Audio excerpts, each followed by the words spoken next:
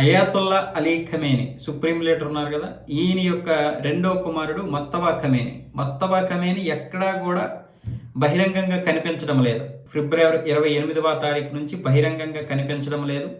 నిన్న కూడా పెజిష్కియాన్తో ఆయన భేటీ అయ్యారు.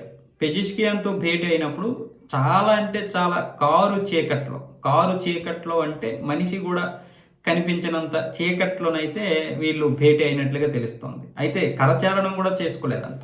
అంత చీకట్లో వీళ్ళు ఎందుకు భేటీ అయ్యారో, అసలు ఆయన మస్తబేనా కాదా అనేది ఇప్పుడు అంతర్జాతీయ మీడియాతో సహా కొన్ని ఇరాన్కి చెందినటువంటి వ్యక్తులు, అలాగే మరికొన్ని పత్రికలు కూడా, ఆ గల్ఫ్ దేశాలకు చెందినటువంటి పత్రికలు కూడా అనుమానం వ్యక్తం చేస్తున్నాయి.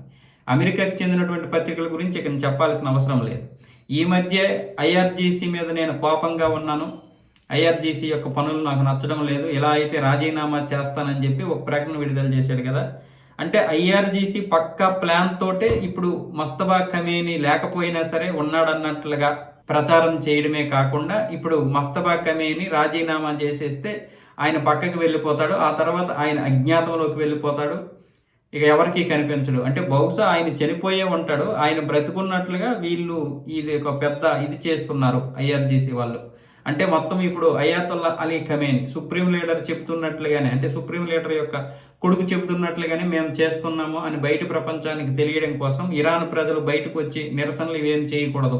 ఎందుకంటే అయాతుల్లా అలీ ఖమేని చనిపోయి వాళ్ళ అబ్బాయి చనిపోయాడంటే ఇక వాళ్ళకి పూర్తి స్వేచ్ఛ వస్తుంది. ఇక ఎలాంటి బాస దళాలైనా సరే, ఐఆర్జీసీ అయినా సరే ఏమీ అడ్డగించలేవని చెప్పి మళ్ళీ ప్రజలందరూ రోడ్ల మీదకి వస్తే ఇక అమెరికా అనుకున్నవి సాధిస్తుంది. కాబట్టి ఇక్కడ మస్తబా ఖమేని ఉన్నాడు, ఆయన ఆదేశాల మేరకే మేము పనిచేస్తున్నామని ఇప్పటి వరకు కూడా ఇది ఐఆర్జీసీ ఏమొచ్చేసి నాటకాలు ఆడింది. ఇప్పుడేమొచ్చేసి అసలు విషయం బయటపడబోతుంది అని కొన్ని పత్రికలు అయితే రాస్తున్నాయి.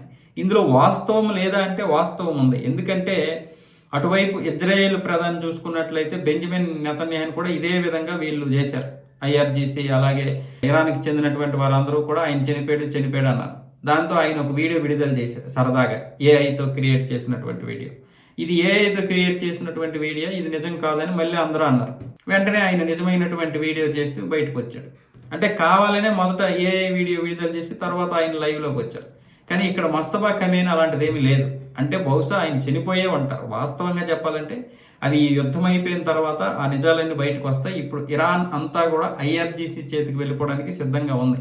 ఆల్రెడీ ఐఆర్జీసీని కాదనలేనటువంటి పరిస్థితి. ఒకవేళ పెజిష్కియాన్ కానీ లేకపోతే అబ్బాస్ అరగ్జీ కానీ విదేశాంగ మంత్రి, వీళ్ళిద్దరిలో ఎవరు వ్యతిరేకంగా తిరిగినా చంపేస్తామని ఇంతకుముందే ఐఆర్జీసీ వార్నింగ్ ఇచ్చింది. వీళ్ళకు అనుగుణంగానే ఇప్పుడు పెజిష్కియాను అలాగే అబ్బాస్ అరగ్జీ ఇద్దరు కూడా మారిపోయారు. అందుకే ఇప్పుడు ఐఆర్జీసీ కూడా వీళ్ళని పదవుల్లో నుంచి కొనసాగిస్తుంది. అధ్యక్షుడిగా పెజిష్కియాను, విదేశాంగ మంత్రిగా ఆయన అబ్బాస్ అరగ్జీ. ఇంతకుముందు కూడా అబ్బాస్ అరగ్జీని లేపేద్దామని ప్లాన్ కూడా ఉంది.